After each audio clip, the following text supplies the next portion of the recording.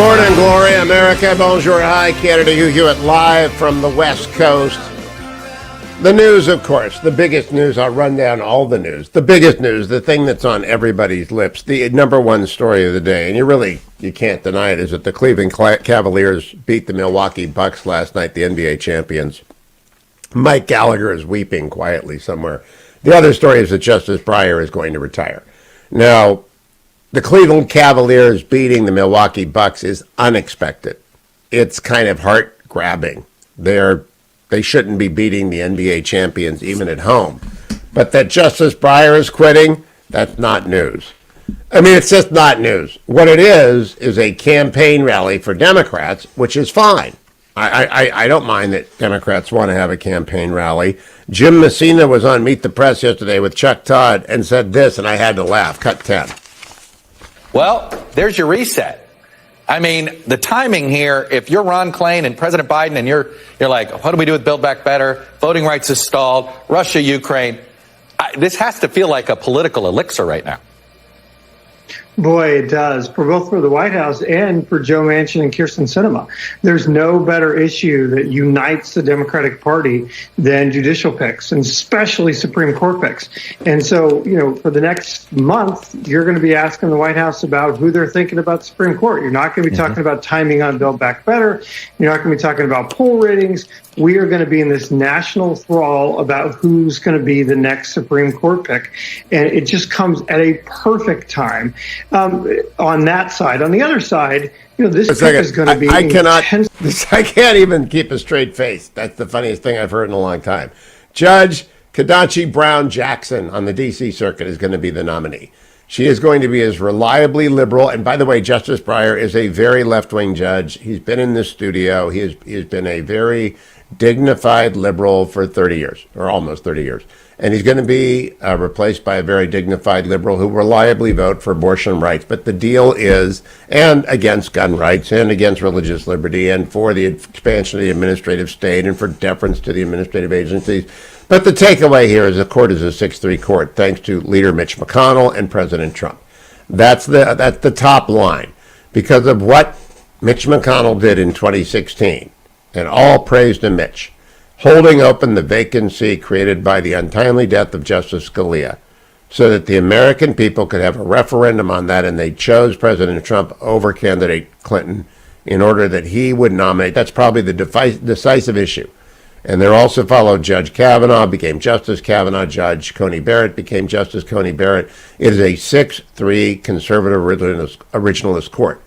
Justice Breyer's retirement actually is a good thing, because it is best when the United States Supreme Court has robust and active wings. You really wouldn't want it to be a 7-2 court. I like a 6-3 court. I think a 6-3 court is a serious court.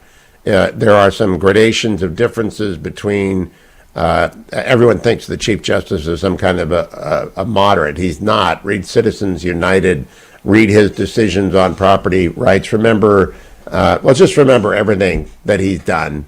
He's been a reliable conservative since he became the Chief Justice, except people can't forget the Obamacare decision, and I think he got that right, and it certainly did work out well. It's a 6-3 court because Mitch McConnell held open that seat. The American people voted. President Trump nominated 3 originalist justices. So whoever comes after Justice Breyer doesn't matter. And it's not going to mobilize anyone, and it's not going to be controversy, because Republicans don't do to Democratic nominees what Democratic senators do to Republican nominees, try and destroy them, ruin their reputations, and smear them. Instead, as with Justice Kagan, they'll get a walk around the Senate, and 4 weeks later they'll be confirmed. It's not a campaign issue. What is going to be a campaign issue is inflation. Jay Powell yesterday, the chairman of the Fed, did not rule out a string of aggressive rate hikes, which means that the markets were an unhappy group of campers yesterday. When Jay Powell starts talking, I'm Paul Volcker, now that I've got my nomination, markets react. And this is brought to you by Birch Gold. If you need to buy gold because you are afraid of inflation, and boy, Jay Powell is definitely afraid of inflation. You go to hughgold.com or text my name, Hugh, to 989898. They'll send you the information on buying gold or rolling over a portion of your IRA, SEP IRA, or 401k into an actual physical metals, gold, IRA, 401k, etc. The 10-year Treasury went up to 1.848, tenth of a point jump in one day. Jay Powell says interest rates are going up. The price of gold is at 1810 after adjusting with the fall of markets over the last 3 days. It went back from nearly 1850 to 1810. I never tell people when to get into gold. I just tell them to make sure they have some, either in their safety deposit box or in an IRA operated by Birch Gold. Go to hughgold.com. Russia's attempt to sanction-proof its economy has exposed a weak spot, according to the Wall Street Journal. We got lots of things we can do to Russia. Lots and lots of things we can do to Russia. You got to have the will to do things to Russia. Instead, we've got Joe Biden at the White House climate economic event yesterday, cut number one. But I might point out, when I went to Dearborn, driving that, was up there. I don't know, man. I think the press thought I was crazy. I enjoyed it so much going up and your new EV factory and that Hummer. Sure he did. That is not scintillating. Cut number two from the same event talking about the retirement of Justice Breyer. Every justice has the right and opportunity to decide what he or she is going to do and announce it on their own. There has been no announcement from Justice Breyer. Let him make whatever statement he's going to make, and I'll be happy to talk about it later. Justice Breyer is allegedly very upset. I don't believe that. Justice Breyer sat in the studio for 2 hours 10 years ago. He's an elf of a man. He's a Harvard professor. He's a Boston patrician. And he talks like this, and he's funny, and he's very relaxed, and he's not upset by anything. And, the whole Beltway nonsense, don't believe half of what you listen to. But do listen to Tom Cotton on the appalling appeasement of this White House. Cut number three. Well, the hour is very late. Vladimir Putin has watched Joe Biden for a year appease and conciliate with them. That's why he thinks he can get away with this invasion of Ukraine. It has nothing to do with short-term considerations like Ukraine joining NATO or NATO exercises in Ukraine. That's simply not happening. Ukraine doesn't have a plan to join NATO. We're not conducting exercises in Ukraine. This is about Vladimir Putin's long-standing desire to reassemble the Russian Empire and to create a buffer of non-democratic states around his autocratic rule. The question is, why does he think he can go for the jugular in Ukraine now? And I think the answer is that he's seen Joe Biden's performance over the last year, and he thinks that he can get away with it. That is the correct response. Also, Ron DeSantis in Florida took aim at Tony Fauci in one of his re-elect ads today. Cut number four. Some major flip-flopping people should not be walking around with masks. Masks work. Fully vaccinated, you are protected, and you do not need to wear a mask. If you are vaccinated, you should still wear a mask. You really better be very careful before you bring the children back. The default position should be to try as best as possible to keep the children in school. Right now, at this moment, there is no need to change anything that you're doing on a day-by-day basis. I would like to see a dramatic diminution of the personal interaction that we see. So let me clarify that, because there was a little bit of a misunderstanding. It says Fauci flip-flops, but it's going to stop Florida. Freedom in Florida. Ron DeSantis for governor on flip-flops. It is a brilliant ad. A brilliant ad. And if you have the Salem News Channel app, you can watch it. I'll play it for you again in the next segment. All right, so go over to the next segment and I'll play it for you again because it's a brilliant, brilliant, brilliant ad. So Justice Breyer, thank you. You've served well. I know you listen sometimes. You're a smart guy. We appreciate your 30 years of service or 28 years of service.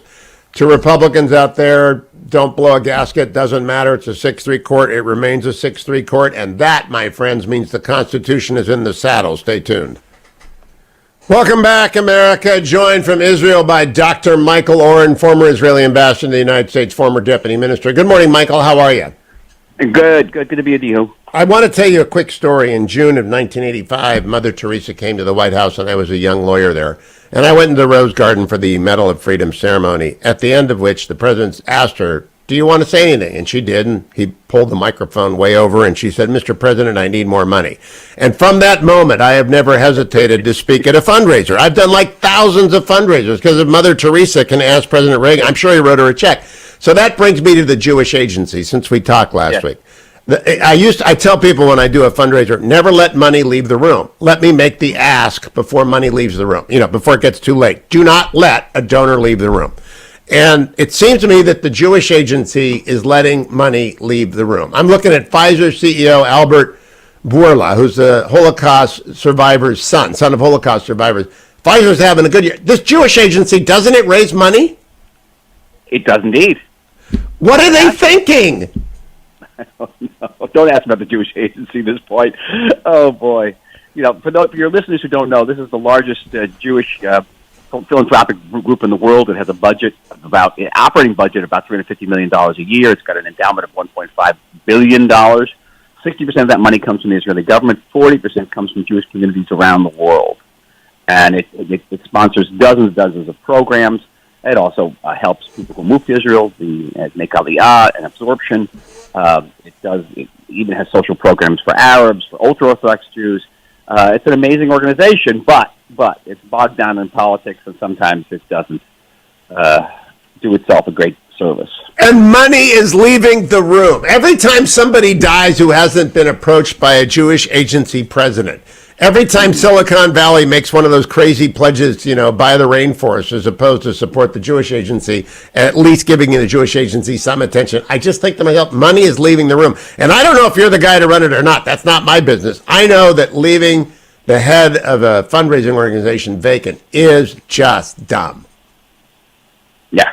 All right, we agree on that. I agree with you. Okay. All right, now I wanted to say that since 1985, Mother Teresa, I've always believed that.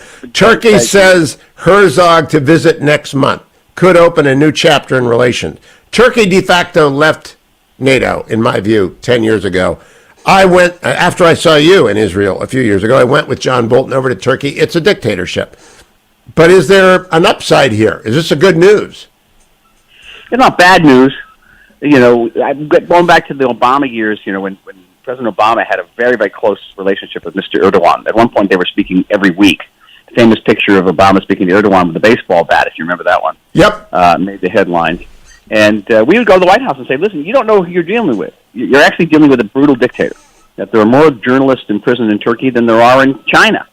And it took a little while for that realization to sink in, that this guy wasn't exactly Gentleman Jim.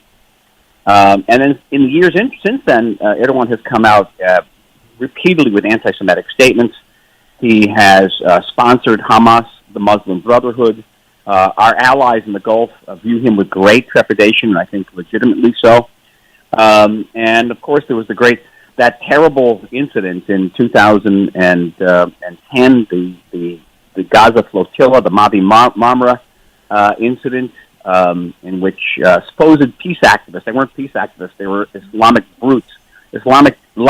brutes, aboard the thugs aboard this ship set upon our naval SEALs who tried to dissuade them from reaching Gaza. Our naval SEALs landed on this boat with paint guns, and they were set upon with bars and knives and even a gun when one of our guys was shot. That was Turkey, that was Erdogan's Turkey. If he's willing to really turn a new page, and he's indicated this now in various statements over the past few weeks that he wants to, have a better relationship with Israel in the past. He's not doing this out of love for the Jewish state, I guarantee you. He's doing this for whatever self-interest he has. And okay, does it hurt? Let's see. It's not just words. Let's see if he stops supporting Hamas, stops supporting the Muslim Brotherhood. That's really, at the end of the day, all we really care about. That was an elegant display of diplomatic finesse. I really, because when I went to Ankara, it was Orwellian. There are pictures of Erdogan everywhere. It's really Orwellian. On the other hand, it's better if you're dealing with the dictator next door than if you're not. And didn't Turkey used to have a good relationship with Israel? When I came on board in 2009, we had an excellent relationship with Turkey. And about 400,000 Israelis would vacation in Turkey every single year. Now it's down to maybe a trickle. And what still is going strong is our trade with Turkey. We have billions of dollars in annual trade with Turkey. The international airport at Istanbul is our hub to Asia. So many of our flights go through there. Now, few of them, some of them more are now going to the UAE since the Abraham Accords. And so we have to walk a certain tight wire with Turkey as well. We don't want them shutting off Istanbul airport or somehow, closing the spigot on trade. We would like them, however, to stop helping Hamas and other organizations. Michael Oren, please go back to whoever's running the JWA thing, the Jewish Agency thing, and tell them the money is leaving the room. It's a crime. It's a crime. Every fundraising bone in my body says it's a crime. Dr. Michael Oren on Twitter, Dr. Michael Oren. Always a pleasure, my friend. Talk to you next week. Don't go anywhere. Welcome back, America. I'm Hugh Hewitt, live inside the studio, West Coast Division. I'm out attending to the borders. In the winter, I come west, and in the summer, I go north. Mostly, I'm in the Beltway for my new affiliate in Wilmington, Delaware, 1450 News Talk, 1450. I am normally inside the Beltway, but I'm out west for a couple of weeks. I am joined, however, by another person from the Beltway, Virginia State Senator Chap Peterson, Democrat. State Senator Peterson, welcome. Good to have you on the Hugh Hewitt Show. Well, thank you, Mr. Hewitt. Thank you for having me on. Please call me Hugh. You're younger than I am, and you are a gentleman. Okay. Now, I went to the University of Michigan Law School. I was reading up on you, Senator, and see that you went to the University of Virginia. I almost went there, but I didn't see it before I picked law schools. If I had seen it, I think I would be a co-alum with you. Most beautiful law school in America, I think. Well, it's a great law school. Obviously, University of Virginia was founded by Thomas Jefferson, who was an important person in American history, and we love it. Now, you are a Democrat, though, and I am a Republican, and I'm glad you came on. And you come from deep blue Beltway land, don't you? Yes, sir. My district is Fairfax County, Fairfax City, and the precincts all over Northern Virginia. Yeah, I live down near Mount Vernon now, so you don't get me. Okay. But I know we're both Beltway people. My question to you is, we see that more than half of Virginia's school districts are defying Governor Youngkin's mask optional order. Half of them. What do you say to that? Well, as you probably know, if you've followed my trajectory, I've been opposed to government by executive order. I opposed it under the former governor, and I don't think that these are rules that can be imposed by executive fiat. Having said that, I have been saying consistently for months now that school districts need to define an exit strategy for masking. It is, to me, an extraordinary invasion of personal rights and parental rights to require it. And if it's truly an emergency with some type of compelling medical evidence, then that might be one thing. But, I'm very skeptical right now. And I think the bottom line is that, we need to be giving an exit strategy for these other school districts. And to be honest, Hugh, I've been talking to school leaders in Northern Virginia, and they need to find a way. We need to find a way. And that's kind of where we are right now. The legislature's in session down in Richmond, and, working with the governor, working with people on both sides of the aisle, I think we are going to find a way because we're going to have to. Now, Senator Peterson, I applaud you. The lead article in The Atlantic, no bastion of conservative, and I'm a center-right guy, Right. and I write for the Washington Post. I'm not one of the anti-vaxxers. Go get your vaccine, people. Get your booster. Absolutely, I agree. Yeah. Be safe. Just be common sense. Lead story in The Atlantic, the case against masks at school. It's devastating. You know what? Hugh, you're stealing my thunder. I put out a weekly newsletter, and that will be the lead for tomorrow's newsletter, which goes to my citizens all over the district. That, again, requiring a child to wear a mask is an extraordinary invasion of their rights and their parents' rights. And if you've got compelling medical evidence to back it up, then that's one thing. But the evidence to me is showing the exact opposite, and I've read that Atlantic article. I do think it is incredibly compelling. And look, people need to wake up. And here's the thing, Hugh, and I know you've got probably more of a right-wing audience than I do, but here's the thing. Look, I'm not looking to blame anybody. I'm not looking to throw anybody under the bus. I'm just saying what's best for kids. That's my only consideration. If I'd never serve in office again, that would be a blessing.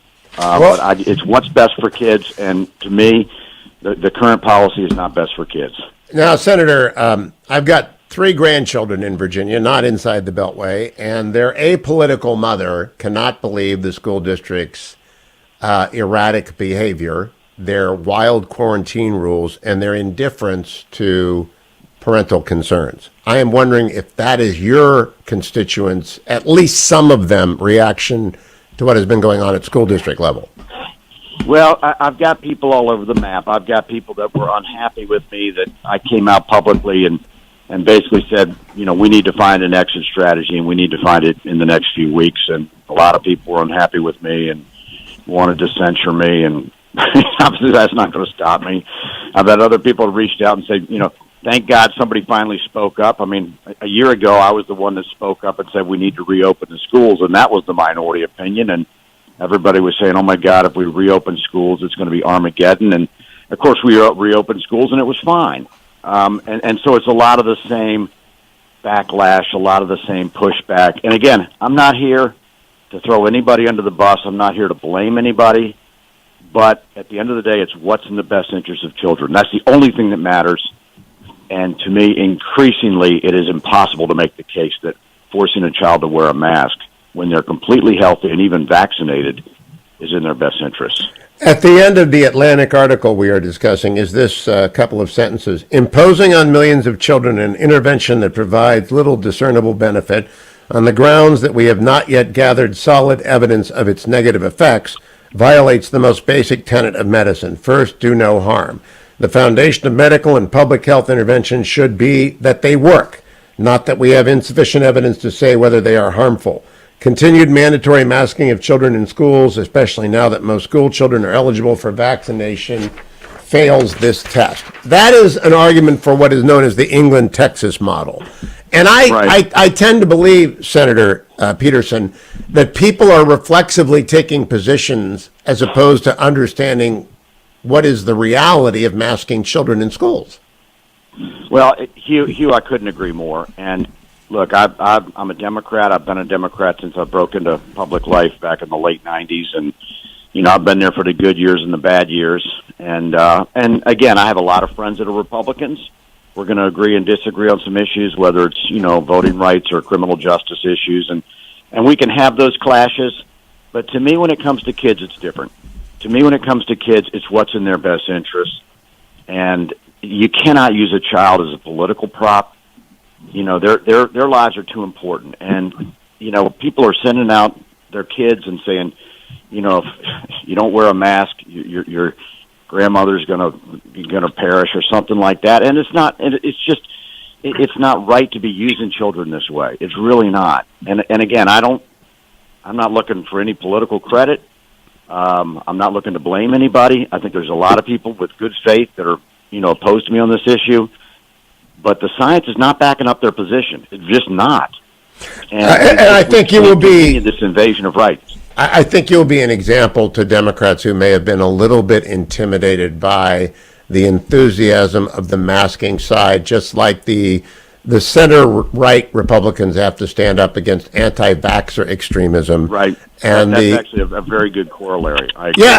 There's a middle ground here, and I think it's 85 to 90% of the country, State Senator. I don't believe this is actually, and school districts are going to get wiped out in the elections if they have kids in masks much longer. And do they know that? Funny thing. You know, that's the funny thing, Hugh, is that the masking is, in a lot of ways, it's a cue for people that it's a wrong track cue. If you see children going off to school and wearing a mask, or you see people walking down the street wearing a mask, it's a cue that the country's on the wrong track, that your community's on the wrong track. And that's going to go back against the people in power. It just is. And right now, Democrats are in power. And you know, I supported Joe Biden. I voted for him. I want him to be successful. And as long as he's going to have these policies in place, he's not going to be successful. He's not. As long as Dr. Fauci stays. Now, Dr. Fauci's been a guest on the show many times, as was Dr. Collins, but we now have a Robert McNamara situation where the lead voice has lost credibility. Do you have a lot of confidence in CDC, NIH, and the public health authorities now? You know, I'm not going to speak to that. I'm just not going to speak to that. I'm not a scientist. Again, I have read a ton of information, a lot of it in the last few weeks has been pushed to me. Obviously, I know the CDC sort of drag their feet on these analyses. At the end of the day, I think the CDC, like every other federal agency, is subject to political pressure. That's not to say that, again, they've made decisions which we've been bound by, and maybe they were good decisions, maybe not. History will tell. But at the end of the day, look, I'm here as an elected representative to look out for the children of Virginia. And so that's going to be my focus. And again, if you're going to keep forcing children to wear a mask, you better have the science to back it up, and I'm not seeing it. I agree with you, Senator, and press on. Now, what will be the process? We got about 2 minutes. When will the Virginia legislature have a chance to, if they think Governor Youngkin lacks authority? I don't, under the police power. Maybe my con law was different from your con law, but I think he's got the police power, and if the kids are being hurt by these masks, I think he has the authority to make it optional for parents to decide. But if he doesn't, how quickly will the legislature act if you vote with the 19 Republicans? Well, I think any law we pass, which would be ordinary legislation, would not take effect till July 1. So I think it's almost a foregone conclusion that masks are going to end this year, if for no other reason than the emergency authority when we required schools to reopen. That ends this year, and anything going forward is going to be mask optional. Okay, everybody understands that. There are some other ways we could kind of intervene this spring. Look, Hugh, I don't want to intervene. I want the school boards to get there themselves, and I'm talking to school board members literally every day. They're friends of mine. They're people that I supported to get into office. I want them to get to the decision because that's why they were elected, to make these choices, and I think they're under intense political pressure to not change the status quo. And sometimes if they got somebody out front taking the bullets for them, maybe that makes it easier. And so if that's my role in life, then that's what I'm going to do. Well, good on you, sir. I've never met a school board member who didn't have a good heart, but I've met a lot of them who didn't have a good understanding of politics. I mean, they went on there to be like they're the booster mom. I did boosters for 12 years, right? And all of a sudden they're in the middle of this culture war. Now they're in the middle of sort of an international struggle, and they didn't sign up for that. And I get that. And that makes it tough. Well, Senator, I think you're doing the right thing. I thank you on behalf of we are listened to all across the district on 570, and I hope they're listening to you. My gosh, if they redistrict you down my way, I may have to vote for a Democrat. That's never actually happened. All right, I'll keep that in mind. Thank you, Senator Chap Peterson of the Virginia. You too, Senator, of the Virginia legislature. No, I don't know. I voted for Bernie Sanders in the Virginia primary because it was an open primary, and Trump was going to get the nomination for the Republicans. So I thought, I really want Bernie to win. So I have cast, and I once in an open primary, I voted for 2 Democrats in my life. John Graham was running in the primary, and I wanted him to get the nomination to get beat by my friend John Campbell, because they're both friends of mine. We went to the same church. And the 3 of us, John Campbell, John Graham, and me, when I was on the air in the afternoons in California and lived in California. So I voted in the primary for John Graham so that I could vote for John Campbell to beat him in the general, which happened. But I also voted for Bernie. That's 2 votes since I started voting in 1976. So I'm here to tell you, if I say a Democrat's done a good thing, a Democrat's done a good thing. Good on you, State Senator Chap Peterson.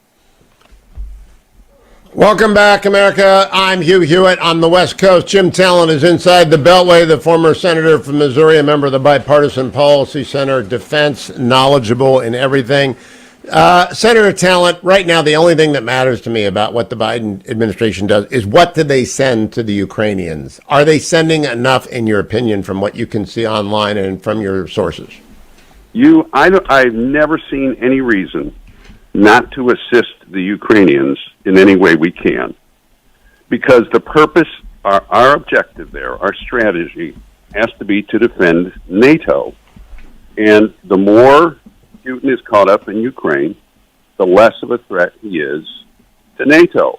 And if we sent the message, not through threats, in my opinion, but through actions, that we're going to defend NATO, we're not going to move the borders west, he wants us to, well, you people in hell want ice water. That doesn't mean they get it, okay? We're going to increase our forward posture in Poland and in Eastern Europe. We don't need anything like the effort we had during the Cold War. We're going to assist the Ukrainians.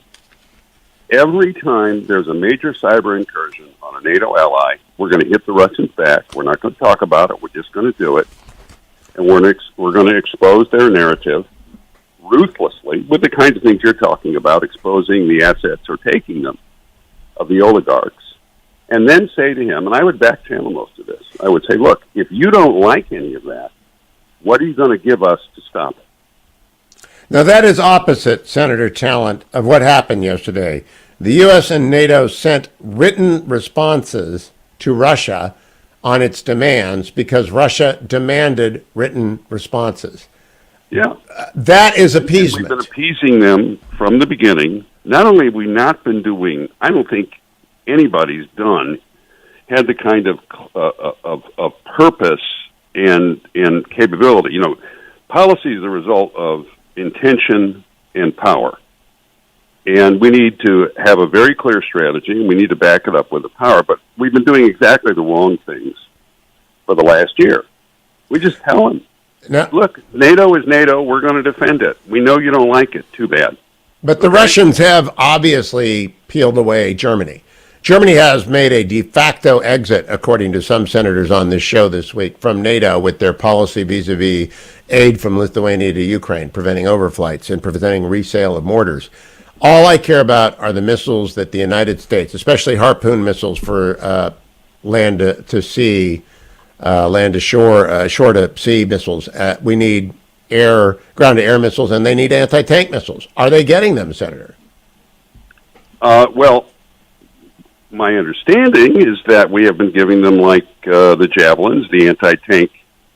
A lot of this, of course, is at a top secret level, and I'm not read into it. I know you've been talking to senators who have been saying to you, yeah, they're getting some of it, and they can't talk about everything that they're getting. But I just think it ought to be a consistent policy to assist. Why shouldn't we assist the Ukrainians? Make it as difficult as possible for him. And again, send the message to him. Our concern is NATO. You're a threat to NATO. We know you got all these grievances. I think it's all a chimera when he talks about those things, but we don't care. I mean, we're going to defend our allies, and if you don't like it, what will you give us to stop? And that has not happened. Reverse of the current situation. We've passed the initiatives to the aggressors. We've done it in Europe. Mark Milley said 5 years ago, he admitted to the Senate, we're outmanned and outgunned in Eastern Europe. Well, that's why we have a problem. And that's why Putin has renewed what he did in 2014. Now, the original invasion of Ukraine, in which he stole Crimea, occurred under President Obama. Nothing happened under President Trump. Now it's happening again under President Biden. Don't believe, they're asking us not to believe what we see. They're asking us to believe them. But what I see is appeasement yields aggression. Strength deters aggression. Appeasement yields aggression. Am I wrong? You're absolutely right. I mean, it's the basic lesson of history that you get peace and the protection of your own security and the security of your allies through a policy of strength over time. The will of a particular president and the willingness of a president to be tough certainly matters. But the underlying policy, the strategy, what happens is we do exactly the wrong thing, which is what they've done the last year. A crisis occurs, which is foreseeable, and then we argue over tactics in the face of a crisis instead of fixing the underlying policy and backing it up with capability. And when we do that, then we get stability, and we're not put in a position where we have to do things we don't like to do in order to defend our vital national interests. So, yeah, I don't believe the Republican Party has changed on this. I know that there are some out there saying we shouldn't send anything to Ukraine. I believe 95% of the Republican Party is opposed to troops being in the conflict with Russia, but very in favor of arming Ukraine. Do you agree with that, my assessment? Oh, yeah. Listen, if this were a local thing, I mean, if this were some kind of and there is obviously a long-standing animosity between Russia and Ukraine. If that's all it was, if Russia was conceding the integrity of NATO and the rest, we would have a different situation than we have here, okay? This is part of a broader plan that Putin has, which infringes and threatens our vital national interest. And it absolutely does. Senator Jim Talent, follow him on Twitter at Jim Talent. Morning, Glory America, Bonjour, hi, Canada. Hugh Hewitt from the west coast of the United States today to all 450 affiliates. Good day to you. There has been very little reporting on the genocide games, which are about to open in Beijing next week.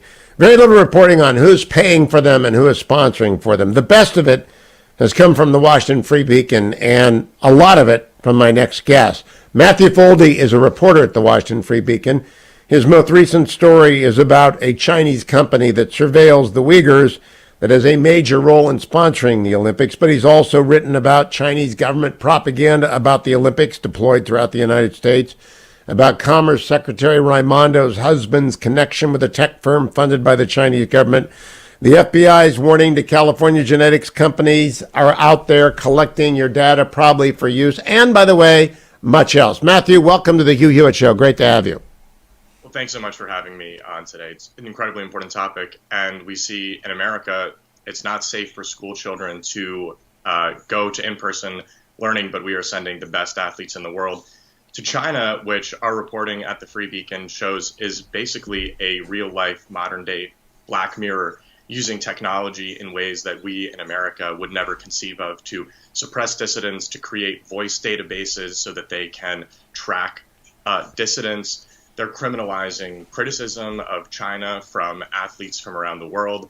The audience in the Olympic Games is basically only going to be allowed to be from China. So it's a disaster, and it's going to be a huge propaganda victory for China and potentially give them the credibility they think they need to invade Taiwan after. It's going to be a huge mess of domestic ramifications here and international ramifications as well. Now, Matthew Foldi, I have Ken Follett on at the bottom of the hour. His new book, Never, is the first major thriller to attempt to penetrate how the CCP works. He does a pretty good job of it, but he doesn't get anywhere near the totalitarian. Calling them Orwellian is to give a bad name to Orwell, because it's far gone beyond what Winston had to put up with in 1984. Who, though, is this Chinese company that is going to be right alongside Minute Maid? I don't know who the sponsors are. All I know is NBC. I hope some sponsors pull out before these games get going, but NBC can't. Who is going to be in the NBC booth that is surveilling the Uyghurs? At this point, I don't even know if there's going to be an NBC booth at the Chinese Olympics, not because they're going to pull their sponsorship, but because they're not going to be sending most of their on-air talent to China, because I think they realize that it's probably too dangerous, it's not secure, they'll have their data hacked by the Chinese government. So I don't know exactly who the NBC host is going to be, but they'll probably be doing it from the safety and security of America and not from the uncertainty of hosting from China, because they realize that it's a danger. We know that the app that everyone is forced to use when they go to China is incredibly vulnerable to hackers. So, and we know that in America, as you were saying, my colleague Chuck Ross and I covered this at the Free Beacon. Fulgent Genomics is a company that California gave millions and millions of dollars to for COVID testing. And the FBI actually reached out to the sheriff of LA and said, just so you know, there's serious vulnerability in this app to the Chinese government receiving all of the data from this company, and the sheriff of LA said, we're actually going to stop using this. So we see that China is using coronavirus to obviously heighten its position globally by hosting these Olympics next month, and also to harvest data from Americans here. One of the companies that's part of the free test program that the Biden administration is doing is a subsidiary of a Chinese company as well, and the U.S. military gave them a contract worth up to $1.2 billion. This is all very amazing. Can I focus on iFlyTech? Because they're going to be standing side by side of our athletes and our corporations, and iFlyTech is running a holocaust. So this is insane. iFlyTech is a AI technology that allows for real-time translation. That sounds very innocuous, right? This sounds like a good thing, technology being used for good purposes. Well, human rights organizations like Human Rights Watch, which are normally very laser focused on criticizing Israel, actually put out a report several years ago detailing how iFlyTech is part of the Uyghur genocide. And it was actually a company sanctioned by the Trump administration. It's one of the exclusive suppliers of the Chinese Olympics. And this is how dystopian it gets. What it is, it allows for real-time translation, but the concern from human rights organizations is that it also allows for the Chinese government, which every Chinese company, of course, is intimately tied to the Chinese government. It allows for the Chinese government to create a voice database that they can then use to find political dissidents. This is what we're talking about. This is what the Biden administration is supporting, because they're mounting this weak diplomatic boycott But at the end of the day, it's going to hand the Chinese government a massive propaganda victory. And they use companies like iFlyTech that are under sanction by the United States government. They're making a mockery of us by flaunting this in our faces. And until we reported this last week about iFlyTech's public and stated connections to the Olympics, I think most people didn't even realize it. Well, I don't think people realize anything about the Olympics. The Olympics are dun, dun, dun, dun, dun, dun, and people turn them on and they start watching. This is different. This is 1936, only it's worse than 1936. And we have 1 million Chinese Uyghurs in oppressed circumstances, many in concentration camps, forced sterilization, organ harvesting. Hong Kong has been suppressed. Tibet has been invaded, and Taiwan is threatened. This is not your father's Deng Xiaoping CCP. This is President Xi's CCP. Do you think it has any sponsor had the spine to say, no, thank you, I'm not going there? Because if they send their people to entertain, they're putting them at risk too. Look, at this point, I think it's too late for any of these companies to boycott. I think they've shown their true colors, right? Coca-Cola would rather boycott black businesses in Georgia than one of the leading state sponsors of genocide in the world right now. So they've shown that Chinese money is more important than supporting the states in which they are based. It would have been nice to see any sort of boycott, but I think that that's probably not in the cards, unfortunately. These companies clearly prioritize money from China over A, human rights, and B, their fellow Americans. Last question, Matthew, and take your time with this. Do you think the American people have any idea of the breadth and depth of the Chinese surveillance state and how aggressively it has pushed itself into American spaces? No, and I think that's mostly because it's hard for us to fathom that a government could do this to its own people. Obviously, we have the First Amendment that allows for dissent, which is a wonderful thing. Of course, there's no such thing like that in China.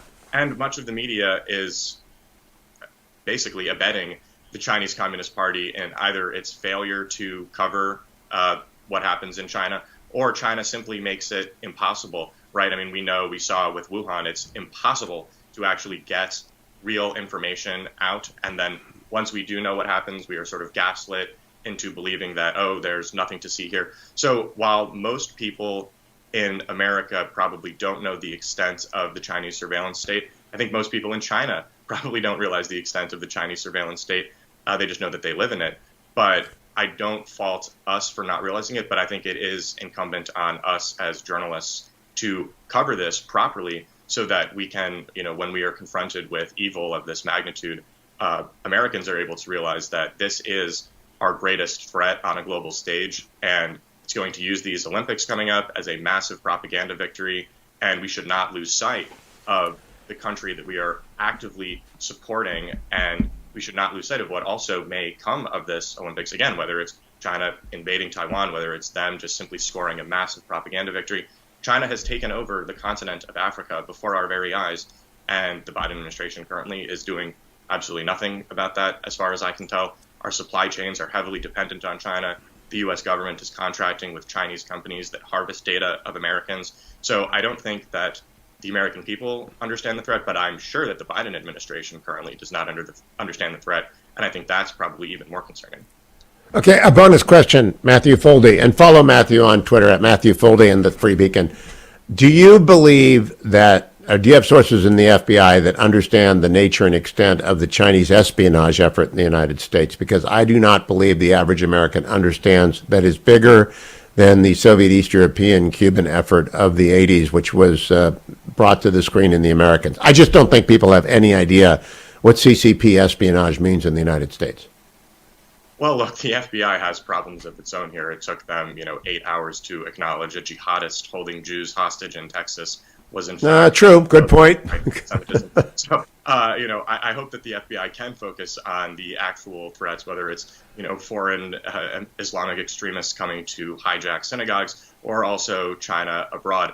But yeah, we can't keep our eye on the prize enough here when it comes to China. I hope the FBI is taking it as seriously as that they should.